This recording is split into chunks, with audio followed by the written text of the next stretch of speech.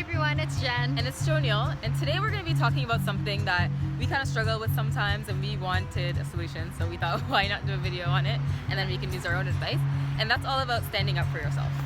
I think one of the reasons that Joni and I don't stand up for ourselves more than we should is sometimes we just assume that everyone's right and there's a process and a reason for everything.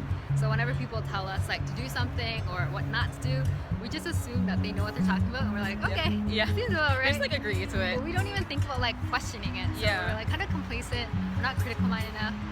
That's one of the reasons. Yeah, I think another reason is that we don't really believe that if we say something, it'll go really far or that we'll win the argument. So there's a lot of the times where I'll think about standing up for myself, but I already know the other person's gonna have like a good counter argument. Yeah. And then I think like, oh, but like, am I really gonna push myself in this conversation to like continue to stand up for myself after that counter argument? And then I just kind of like give up. So I guess it's not, I don't believe in my abilities to like, that I'll take the conversation somewhere. Sometimes things come up so fast too, yeah, that I don't even think fast enough that I'm like, I have a comeback or I have a reason. Exactly. And it's almost like after I agree to do something, I'm like, or like I had that chance to stand up for myself, I like don't take it, and then I think about it later, I'm like, oh, I should have said this instead. Or and I think the thought of something coming up and me not having an answer also like deters me from actually standing up for myself. Yeah.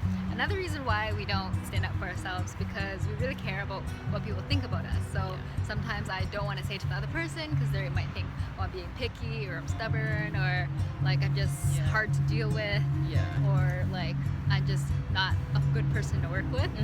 Or it's like I bring it up in front of a group of people and all the people like watching me and be like, oh man, this is so awkward, I'm embarrassed for her. And I'm just like, that fear of confronting and what everyone's thinking about me, it kind of makes me just want to just smile and suck it up and just go on.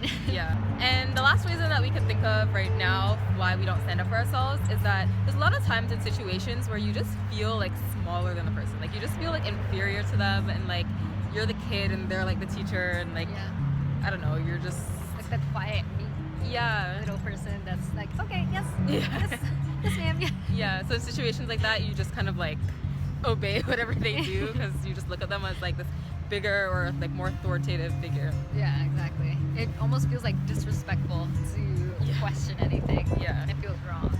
Or they'll look at you and be like, really? You are gonna argue with me? So Junie and I were thinking, what could we possibly do in these situations? And one thing, if you are not critical minded enough, I think once you're aware that you're not and that you should be questioning things, I think that's something that's a little bit easier to fix. Like if something like someone tells you something, you just like think about it, and maybe you didn't stand up for yourself right away, but like in the night when you're reflecting, you'd be like, okay, next time that situation comes up again, I should question it because I like don't understand why I did or why it has to be the way that they say it is. And then when it comes to, you know, not believing your abilities to take the argument far and come out on top and win, I think it's all about changing your mindset. So I think a lot of the times we view ourselves as like, you know, we're here and then the other person's the opponent, and you look at it as like you need to win. When really, I think standing up for yourself doesn't mean you always have to win something. It just means you have to voice your opinion and you just need to be heard. So I think it's all about just like shifting your mindset, and it'll be easier to not be walked over all the time. If someone knows, okay, well, this person, like, you know, if something's going wrong or they don't agree with something, they're gonna speak up. Exactly. I think sometimes people subconsciously test you with like, they kind of like have this vibe or energy that like someone will give them something or that they're a pushover, and I think when it's known that you're not like that, then you won't be asked all the time to be that pushover kind. I agree.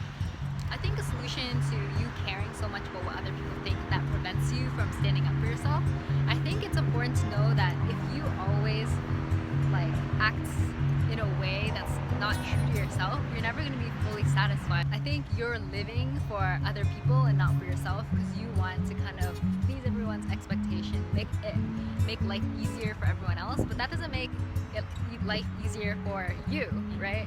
And I think you might be thinking you're doing a favor for everyone, but in the long term you're going to feel really resentful and you're going to be like a bitter person, and like other people aren't going to like you later on down the line. You're probably not going to help them but say like passive aggressive things in the future, and then you'll have no one else to blame but yourself. So it's better right now to like stand up for yourself, and people will respect you for it, and they'll understand eventually too. So I think in our 20s, there's going to be a lot of situations where you have to stand up for yourself, and it's something that we deal with all the time, and it comes up in different facets of your life. So whether it's work or friendships or relationships or family, there's going to be situations where it's really important for you to speak up and voice your opinion. And although it's not going to be really hard at times, I think it's really good to just be yourself and express what you're feeling.